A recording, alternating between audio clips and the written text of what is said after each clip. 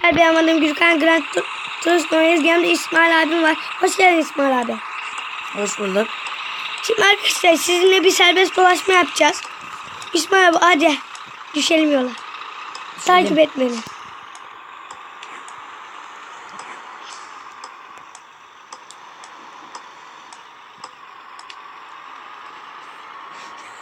Lan ne yaptı? Arkadaşlar İsmail abi kaza yapmıştır. Hemen polisi arayalım. Hadi gel. Kapışalım mı? Ha kapışalım mı? Oğlum gitmiyor lan, ben bunu oynayamam. Gel kapışalım gel. Gel dur yanıma kapışak gel. O musun? Araba gitmiyor. Aa, kuşlar çarpacak.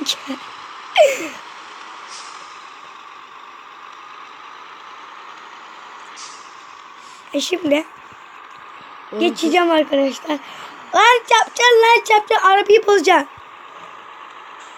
Allah belanı versin senin. Arabayı boz Allah.